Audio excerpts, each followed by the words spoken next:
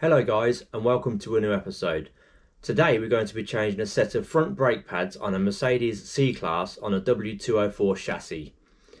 Now it's important to note that on this model you do have two different sizes of discs depending on whether you have the AMG pack or not. Now one size is 295mm and the other size is 344mm. Now just make sure which size disc your car takes before you purchase your pads, as the pads will be different depending on disc size. Now the tools you're going to need to do this job is a G-clamp or a caliper retractor, a wire brush, a 17mm spanner, a 13mm spanner, and if you have one, a 13mm socket on a torque wrench. So once you're all set, let's get outside and make a start.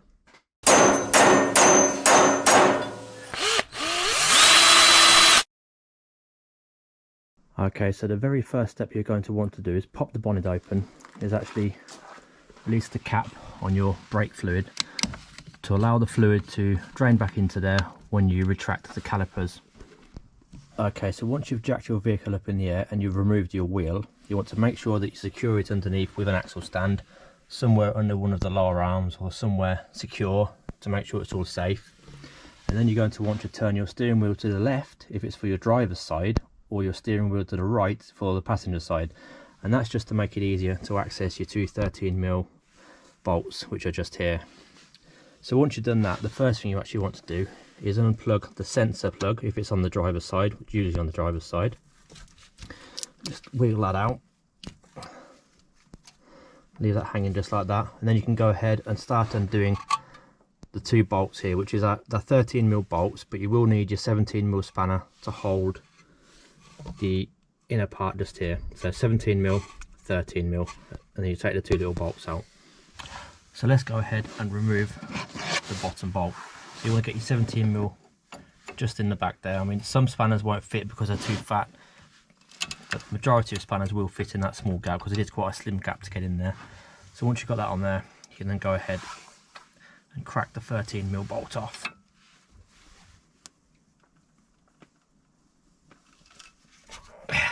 Go. And actually it may be easier to get a ratchet spanner on there as well if you have one.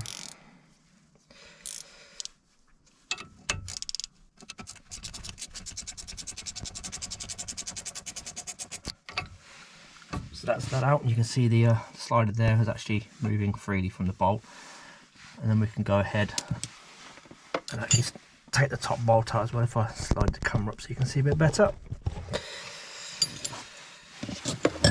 So it's the same again, just at the top this time. 17mm on.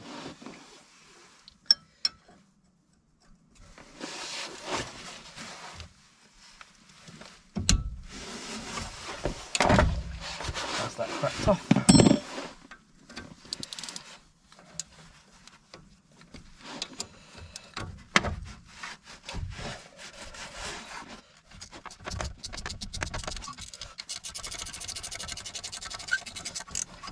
There we go, that's that top slider completed.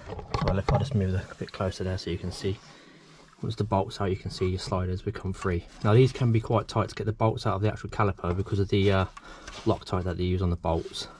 They will just tap out once you've got the caliper off the vehicle. So once you're at this stage, you want to try and go ahead and twist the caliper towards you a little bit like that, just to release the pressure off the caliper.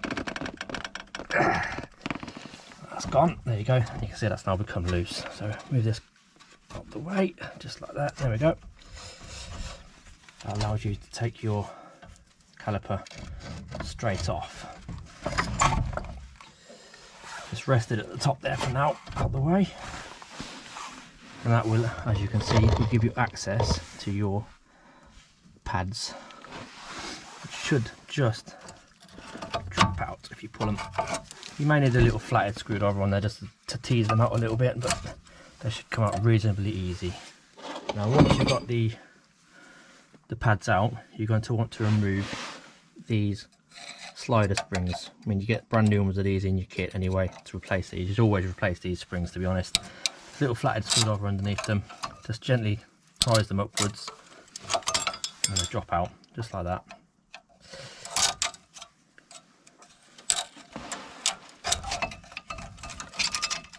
Go. That's those out. Now once you've taken those out, you do want to give it a good clean up all around here where the spring sits inside the channels to make sure there's no build up of rust or dirt anywhere. Just give it a good wire brush everywhere you can.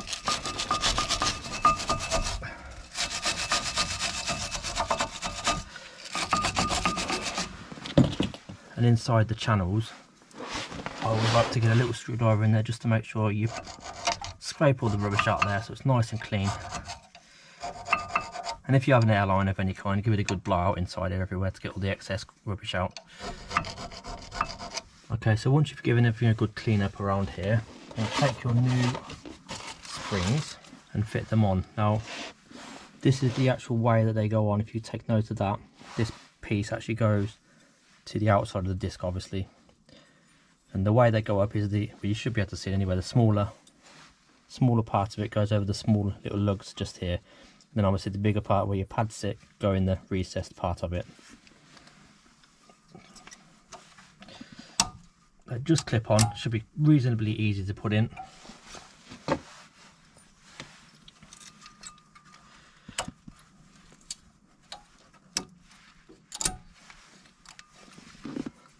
And then once they're in, just double check they're sat nice and flush and you've got nothing trapped between them.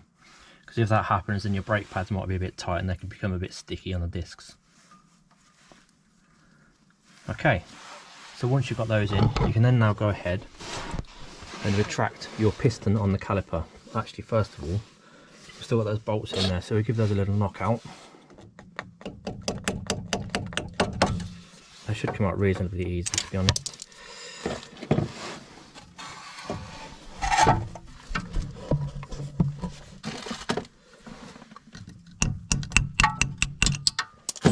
That's them both out.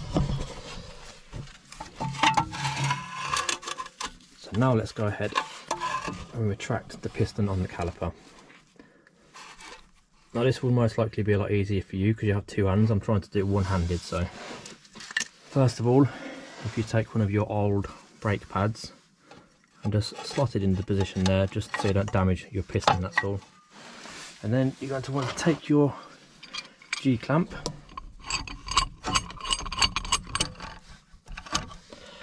and then start winding that piston very, very slowly. Don't try to force it, just slowly wind it back. You'll feel it going as you do it.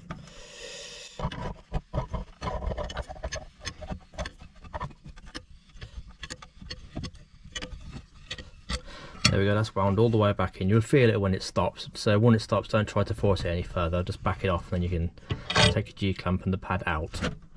Now once you've retracted your caliper, and you made sure the front face of it is all nice and clean, you can then go ahead and put your pads back into the spring sliders. Now remembering, like I said at the beginning of the video, take note you have the correct pad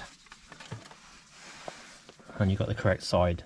And it goes, this one obviously with the pattern here goes in the rear. And you have to make sure you have the correct side of the vehicle as well, because there's a left and rights. Not really 100% sure what the difference is, to be honest, but it's always best to follow the correct instructions. So let's go ahead and put this first pad back in.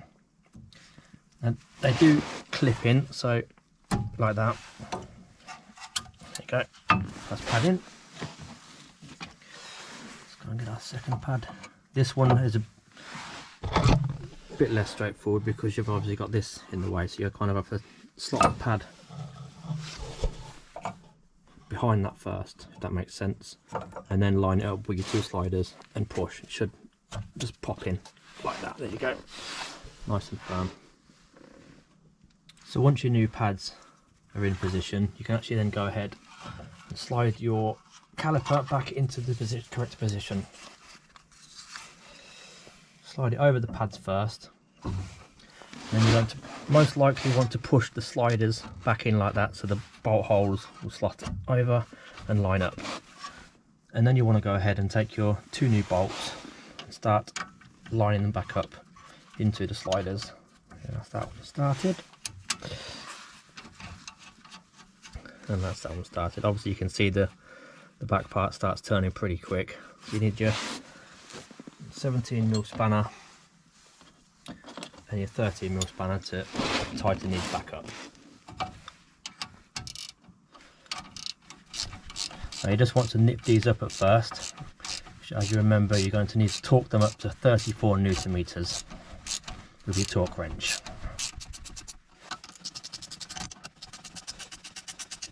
Once they're nipped up, you can then lock them off with your torque wrench.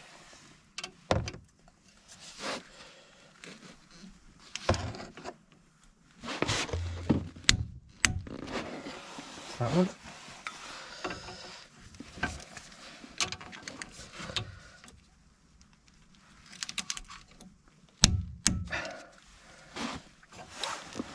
And now all you need to do is to remember to insert your sensor, if it's on the driver's side, back into position.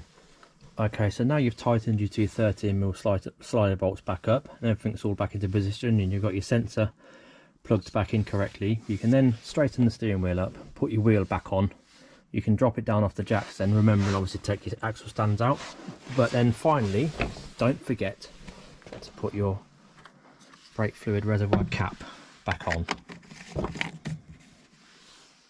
I hope this episode has helped you out in some way, and if it has, don't forget to click the like and subscribe and the bell notification so you get notified each time I upload. And until next time guys, take care.